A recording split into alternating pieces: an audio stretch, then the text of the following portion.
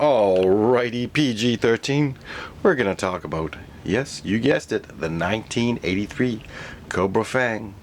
Now my Fang is missing the cage that goes over the engine here, but I took it off myself and actually used it to melt that type of plastic. It actually works great, it binds great to fix axles.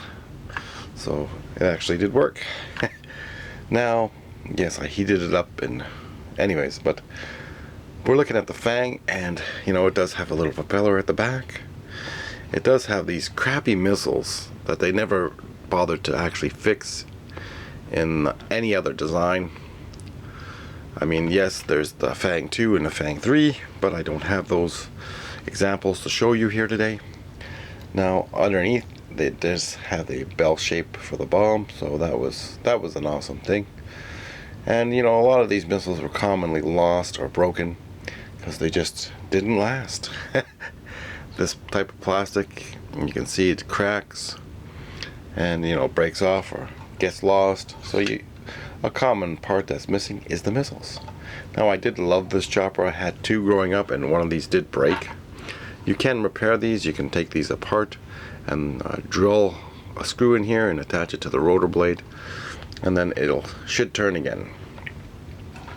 And I believe BX257 or Form BX257 also did a repair video on showing you how to repair these helicopters. Now I do have 4 of these, so again, these are not too bad, but it kind of sucked that Cobra, you know, didn't have a awesome helicopter. You know, it didn't have a Blackhawk or a Huey or anything, or even a transport helicopter for their figures. I mean, this was kind of cool. You could put, you know, 2 figures on each side, just like in a cartoon, and you'd have them flying into battle and getting shot down. Pretty simple by the Dragonfly all the time. Now, yes, there's other versions. I think it was it either 86 that the Dreadnoks had their vehicle 2-packs, and there was one of these done for the Dreadnoks. And then again in 2008, I think they made one for the modern figures. And then again in 2023, we got this one, this modern one. And you can see, again, it, you know, the figure doesn't really fit. They didn't put the seat far back enough. And even the modern figure, you actually have to cram in there. But I mean, the details on this thing were just phenomenal. I would have bought way more if it would have held a vintage figure nicer, but it kind of doesn't. And because his crotch is broken, he might fit in here better, I don't know. But this is just my spare Wild Weasel. And again, it does have the awesome gyrating. Well, this one seems to not go side to side. Oh, there we go. It's just stiff. So again, this laser cannon does gyrate, go side to side. This one seems to have a little easier play on it.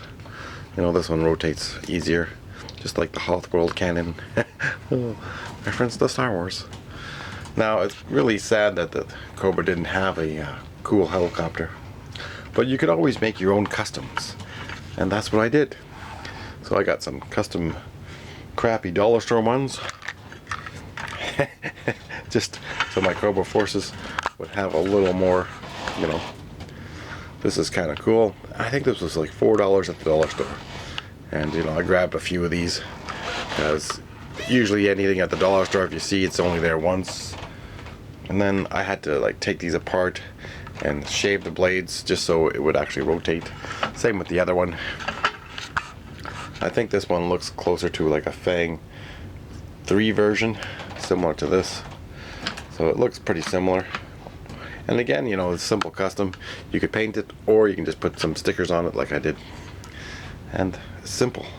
Like, but these tiny choppers, you know, it's cool, but it sucks because I really wish they would have had bigger choppers for Cobra. But again, you know, you can always find cheap. Oh, they fall right out. And again, we had to use the we put the Hasbro ones, the newer figures from 2022, in these choppers just because, you know, they won't fit in a vintage shopper because the hole in the figure was not made good enough. So anyways, this is a Leonard one, and I did find 2 of these in thrift stores, which is amazing. It's hard to find anything in a thrift store. The employees usually tend to pocket everything or get first dibs, or they end up throwing out most of the stuff because they don't keep the small parts. So anyways, sometimes you get lucky and you find something cheap. Now these Leonards, you can put G.I. Joe missiles on it because they do have a bell shape on, but they don't have the foot pegs. So basically, you know, you got a little laser cannon underneath, so it's just for one person. Just a cheap, simple helicopter. It's carbon neutral. It's got an electric engine. So it goes.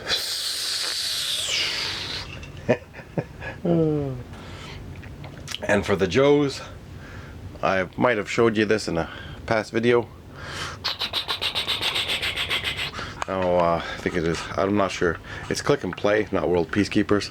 But again, you can find other, you know, other toy lines that you can incorporate into your G.I. Joe and Cobra line. Now I could make this for, well, you guessed it, Delta 17 or call sign longbow figures. If I can get them out. I'm stuck. Now this is my Wild Bill custom. I did have quite a few Wild Bill figures. He is really stuck in there. Alright, so this is my Wild Bill custom. As you can see, you know, you might have to glue some of these parts on because it's just, you know, they fall off pretty simple. But we got a Wild Bill here. Wild Bill. So let's see. Obviously she'll fit. She's small. So we can fit her in here. Oh, I don't want to wreck her beret, but she fits in pretty simple. So you can put some of your call sign longbow figures in here. Just have to make sure you don't. Let's take the tallest one. Where's the tallest? Actually, let's take the bulkiest one. Leonidas. And we'll put Leonidas in here. So we're going to just put him in here like this. So, again, he fits in there great because this is a custom. So you could use this for call sign longbow or Delta 17 figures. And I know in my last video I might have said Delta Force, but it's delta17.com. Delta Toys. Delta17toys.com. There we go. And this custom is great. And I did make a custom out of the Blackhawk. And again, I got that on Amazon. A lot of these vehicles I got on Amazon. Amazon.com is better. They do have more vehicles. And they are willing to ship to Canada. Carbon price and all. Now, speaking of carbon, you know, for my idea, I want $100,000 a year. That's $1 million for over 20 years as a consultation to this this carbon tax thing. So my idea would be to, you know, how they have the solar energy. Well, you have to actually, just like, say for example, all the other industries, they put in place, you know, you got your natural gas, you got your electric and whatnot. All this stuff was put in place by the company or corporation. So what I'm proposing is that, you know, Justin Trudeau, if he's really serious about this carbon neutral thing, is to, everyone, say for example, if they're renting a house or they own the house, they have to pay $1,000, and then they'll come and install, and the government will eat up the rest of the cost, but they'll come and install the solar panels and solar energy that you need to power your home. And that would be laying down the infrastructure for solar, you know, a solar market. That would be the easiest and best and most cost effective way, because people can't really afford to just say, okay, I want to spend $5,000 or $10,000 on solar panels and batteries and everything else. You know, people can't afford that right away. You have to set up the initial thing, and that's my consultation fee that I'm giving you. So you start by doing certain areas, like, you know, certain parts of the city. If you can cover half of the city or more of the city, that's the best way to do it.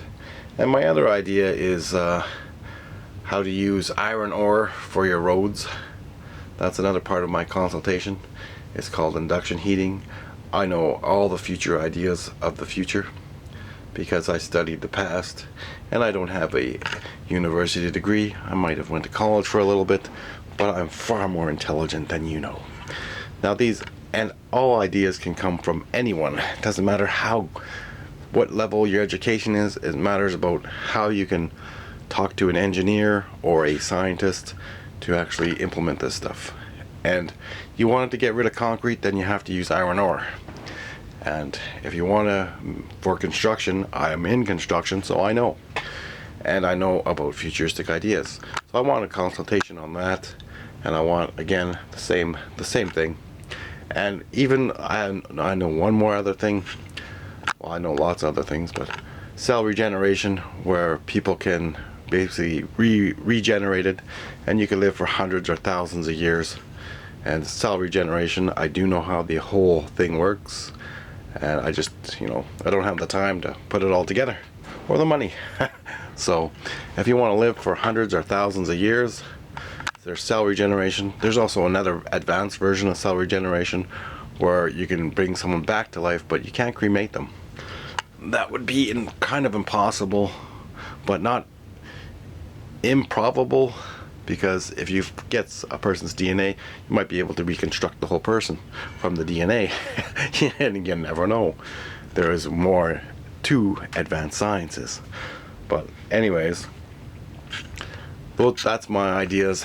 Basically, for construction, you could probably use the way of induction heating to make the iron ore roads and sidewalks, or you can do this all in a factory and just lay it down bricks that interlock certain types of bricks.